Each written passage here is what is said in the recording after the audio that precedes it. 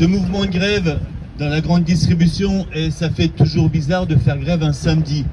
Plus personne se pose la question pourquoi on est en grève un samedi, parce qu'un samedi, dans la grande distribution, c'est un jour normal où on travaille.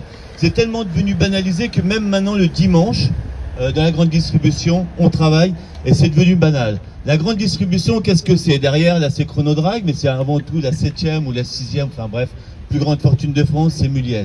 Muliez, c'est Decathlon, c'est Auchan. Mais même si on prend le modèle allemand, vous savez que les deux plus grandes fortunes en Allemagne sont Lidl et Aldi. Donc on voit bien que la grande distribution, c'est un formidable aspirateur à profit. Et comment on fait des profits dans la grande distribution? On étrangle les fournisseurs, parlez-en aux paysans et aux agriculteurs à combien ils vendent leurs produits.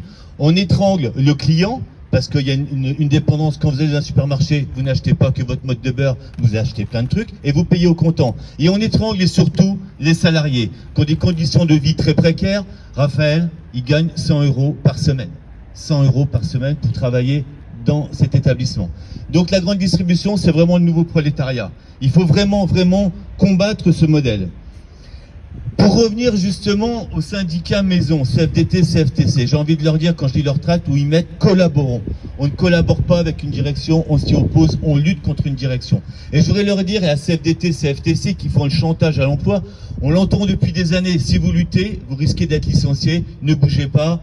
Le choix du chômage, ça a été théorisé dans les années 70, on est en plein dedans. Eh ben, j'ai envie de dire à la CFDT, la CFTC, ils ont qu'à regarder leurs collègues de l'audiovisuel. La semaine dernière, il y avait une manif pour défendre l'audiovisuel public contre justement ce que veut mettre en place Macron. Eh ben, ils étaient dans la rue. Ils étaient dans la rue avec les syndicats de lutte, avec la CGT, avec Solidaire. Donc, toujours vouloir accompagner le patronat, ils n'en ont rien à foutre quand ils vont casser les gens et les foutre dehors, comme ils ont fait dans des tas de services publics, comme la Poste, comme EDF, comme ce qui se passe actuellement à l'hôpital au niveau des urgences, dans l'éducation, ils n'auront aucun sentiment, parce que le ruissellement, faut pas y croire. Le ruissellement nous dit, attendez, on va faire des profits, puis après vous aurez des miettes. C'est un aspirateur. En France, nous sommes les champions du monde au niveau des milliardaires. Nous avons les milliardaires qui ont une fortune qui ont progressé de 345% en quelques années. Donc nous, les champions du monde des milliardaires, il faut pas écouter cette petite musique. Et je vais rebondir. Là, vous demandez 7% d'augmentation. Vous êtes gentils.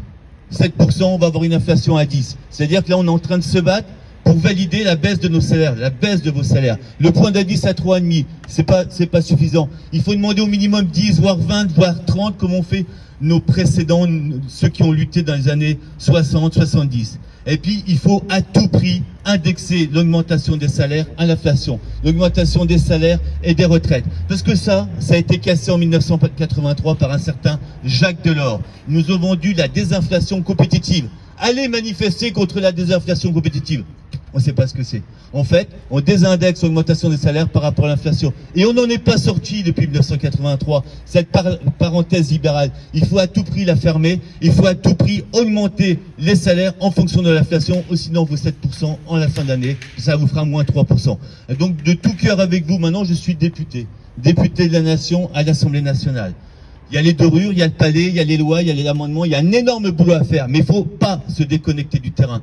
Nous, on va se nourrir des luttes, de ce qui se passe dans le terrain. Et on appelle justement, il faut marcher sur nos deux jambes, être à l'Assemblée, être sur le terrain, marcher sur nos deux jambes pour que bientôt, j'espère, on puisse gagner non seulement à l'Assemblée, mais aussi dans les luttes sociales et aujourd'hui à Chronodrag, pour qu'à la fin, comme dit mon camarade Ruffin, à la fin, c'est nous qu'on va gagner. Merci.